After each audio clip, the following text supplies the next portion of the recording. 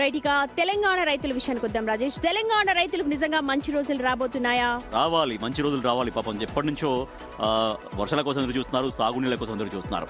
ఎల్నినోతో ఇబ్బందులు పడుతున్న రైతులకు ఎగువ రాష్ట్రాల్లో కురుస్తున్న వర్షాలు ఊరట ఇస్తున్నాయి. సీజన్ లోనే తొలిసారి జూరాల ప్రాజెక్టుకు కృష్ణా జలాలు వస్తూ ఉన్నాయి.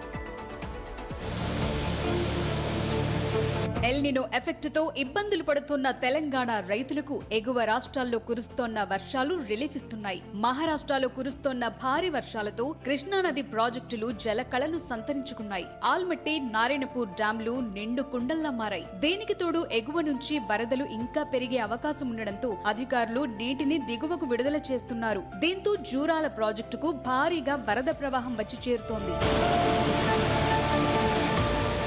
ఈ సీజన్ లోనే తొలిసారిగా జూరాలకు కృష్ణా జలాలు వస్తున్నాయి. ప్రస్తుతం జూరాల ఇంట్లో 35,000 క్యూసెక్కులుగా ఉంది. ఇటు మహారాష్ట్రలోని మరో ఉపనదికి కూడా 63,000 క్యూసెక్కుల వరద వస్తోంది. ఆ ప్రాజెక్టు కూడా 2-3 రోజుల్లో నిండే అవకాశం ఉంది. ఆ ప్రాజెక్టు గేట్లు ఎత్తితే భీమాకు వరద నీళ్లు వచ్చే అవకాశం ఉంది. అయితే జూరాలకు ఈ వరద ప్రవాహం ఇలాగే కొనసాగితే వచ్చే నెలలో నెట్టంపాడు, కోయిల్ సాగర్, భీమా లిఫ్టుల ద్వారా నీటిని ఎత్తిపోసే అవకాశాలున్నట్టు తెలుస్తోంది.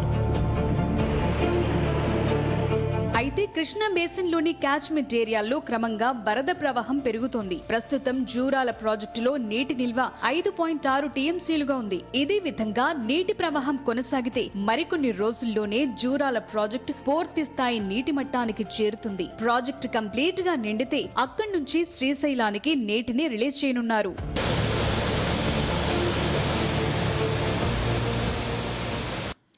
సో అలా ప్రాజెక్టులు నిండాలి, రైతులకు సాగునీళ్ళు అందాలి, పంటలు బాగా పండాలి కదండి. తప్పకుండా అందరూ అదే